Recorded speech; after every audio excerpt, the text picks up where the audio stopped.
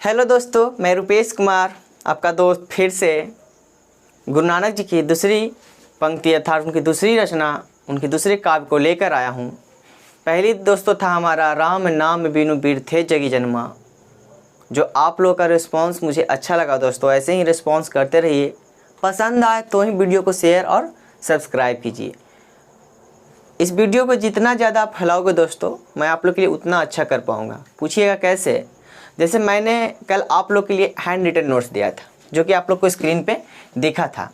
कुछ बच्चों का मुझे इंस्टाग्राम पे और व्हाट्सएप पे कमेंट आया कि सर कंप्यूटर टाइपिंग वाले नोट्स दिया कीजिए, और मैंने आप लोग से प्रॉमिस भी किया था कि नेक्स्ट वीडियो से आप लोग के लिए मैं कंप्यूटर टाइपिंग वाले नोट्स दे दिया करूँगा। तो दोस्तों आज मैं आप लोग के लिए खुद से टाइप किया हुआ कविता का अर्थ अर्थात उसकी पीडीएफ लाया हूं, जिससे आपको देखने में किसी प्रकार की कोई तकलीफ नहीं होगी। ऐसे ही सपोर्ट करते रहिए, आप लोग को अच्छी अच्छी चीज़ें और भी सब्जेक्ट की चीज़ें मिलते रहेंगी। तो आपका ज़्यादा समय ना लेते हुए हम लोग आते हैं आज के टॉपिक पे, जिसका नाम है जो नर दुख में दुख नहीं माने। अगर अभी तक आपने वीडियो को सब्सक्राइब और लाइक नहीं किया तो कर दीजिए, और आराम से पढ़ते हैं। कॉपी कलम निकाल लीजिए या फिर आप पीडीएफ से नोट कर लीजिएगा। तो देखिए, जो नर दुख में दुख नहीं माने, शीर्षक हमारा दोस्तों यही है, और ये भी गुरु नानक जी के द्वारा रचित है। तो गुरु नानक जी के बारे में हमने हालांकि पहली वीडियो में जानी थी कि उनका जन्म स्थान कहाँ था, उनकी माता पिता और उनकी पत्नी का नाम, और उनके रचनाओं का संग्रहकर्ता कौन थे। तो 1 मिनट से भी कम समय लूँगा दोस्तों, और उसके मैं कंटिन्यू फिर आपको सीधे कविता पे आऊँगा।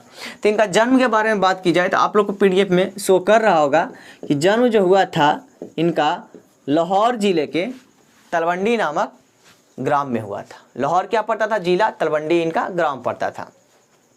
इनके जन्म स्थान की बात की जाए, ठीक है दोस्तों, इनके जन्म स्थान जहां इनका जन्म हुआ था वह किस नाम से प्रचलित है या किस नाम से भी कहलाता है, तो वह हमारा जो इनका जन्म स्थान था नानकाना साहब के नाम से प्रचलित है, जो अभी कहाँ है दोस्तों? वर्तमान में पाकिस्तान में है।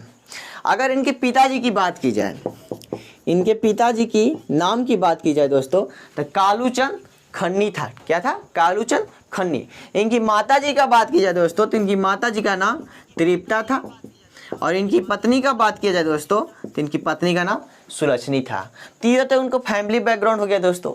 अब आते हैं कि इनकी रचनाओं के संग्रह, जो इतनी सारी रचनाएं लिखी इन्होंने, इनका संग्रहकर्ता कौन थे? तो इनके संग्रहकर्ता की बात किया जाए तो आप लोग पीडीएफ में देख पा रहे होंगे। संग्रहकर्ता जो हमारे हैं वो हमारे कौन है? गुरु अर्जुन देव। तो गुरु अर्जुन देव से आप लोग भली भांति परिचित होंगे कि वो सिखों के 5वें गुरु, सिखों के 5वें गुरु गुरु अर्जुन देव ने 1604 ईस्वी में गुरु नानक जी के द्वारा रचित सारी रचनाओं का संग्रह किया।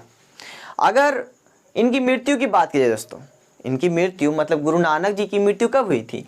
तो मृत्यु की बात की जाए दोस्तों तो 1539 ईस्वी में। आप लोग को दिख रहा होगा, ठीक है, 1539 ईस्वी में इनकी मृत्यु थे। अब सीधे आते हैं हम लोग इस रचना पे और उसका अर्थ अच्छे से समझते हैं। तो इस रचना में दोस्तों समझने का क्या है, आप लोग इस पोएम को देखिए और समझिए। इसमें जो हमारे गुरु नानक जी हैं, प्रसिद्ध निर्गुण भक्त गुरु नानक पद में सही मनुष्य की पहचान बताते हैं। इन पंक्तियों में मनुष्य का जो पहचान होता है दोस्तों वो अच्छी तरह से बताया गया है। तो पोएम की लाइनें क्या है मैं उसे एक बार पढ़ देता हूँ, और फिर बारी बारी से आपको अच्छे और सरल रूप में समझाऊंगा, जैसे आपके एग्जाम में कोई भी क्वेश्चन ना छूटे। तो आप लोग ध्यान से देखिएगा दोस्तों। जो नर दुख में दुख नहीं माने, सुख स्नेह अरु भय नहीं जाके, कंचन माटी जाने, ना ही निंदा ना ही स्तुति जाके, लोभ मोह अभिमाना, हरस शोक ते रहे निहारो, ना ही मान अपमाना, आशा मनसा सकल त्याग के, जगते रहे निराशा, काम क्रोध जे ही परसे नाहिन, ते ही गढ़ ब्रह्मा निभासा, गुरु कृपा जे ही नर पे, किन्ही तिन्ही यह जुगति पिछानी, नानक लीन भयो गोविंद स्यो, जो जो पानी संग पानी। दोस्तों इसका अर्थ बहुत ही अच्छा है। सही मनुष्य की पहचान क्या है उसके बारे में जाना गया है, बताया गया है। मैं आप लोग को इसका अर्थ बताऊंगा तो आप लोग को ये पढ़ने में बहुत ही ज़्यादा अच्छा लगेगा, बहुत ही ज़्यादा रोचक लगेगा। तो आते हैं, इसमें लिखा हुआ है जो नर दुख में दुख नहीं माने। तो इसका मतलब क्या होता है दोस्तों? जो मनुष्य को दुख आने पर भी अपने दुख को नहीं समझता हो, उससे हारता नहीं हो, उससे निराश नहीं होता, वही अच्छे और सच्चे मनुष्य की पहचान है, जो नर दुख में दुख नहीं माने। नेक्स्ट लाइन आप लोग देख रहे होंगे, सुख स्नेह अरु भय नाही जाके कंचन माटी जाने।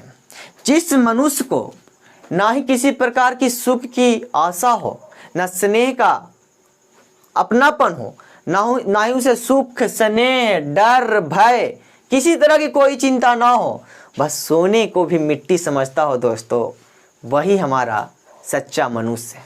सच्चा मनुष्य कौन है? वही है। नेक्स्ट लाइन है दोस्तों, ना ही निंदा ना ही स्तुति जाके लोभ मोह अभिमाना। ना वो किसी प्रकार की किसी की निंदा करता हो, ना ही वो किसी प्रकार की किसी की निंदा करता हो, ना ही किसी की स्तुति करता हो, अर्थात किसी की चापलूसी करता हो, हाँ में हाँ मिलाता हो, ठीक है। और ना ही उसे किसी प्रकार का लोभ हो, ना उसे किसी चीज़ की पाने की मोह हो, और ना ही अगर उसमें किसी प्रकार की कोई अच्छी चीज़ है तो ना ही उसका कोई अभिमान हो। तो सच्चा मनुष्य वही है दोस्तों, लोभ मोह अभिमान से परे, ठीक है, वही हमारे सच्चे मनुष्य की पहचान है। हरस शोकते रहे निहारो ना ही मान अपमाना। अब यहाँ पे दोस्तों, हरस शोकते रहे निहारो ना ही मान अपमाना। ना उसे किसी प्रकार की सुख और दुख की चिंता हो, ना ही उसको मान की चिंता हो, ना ही अपमान उसका डर हो, ठीक है, ना ही उसे सुख दुख से परे हो, उसको मान अपमान का कोई भय नहीं हो दोस्तों, वही हमारा सच्चा मनुष्य हो।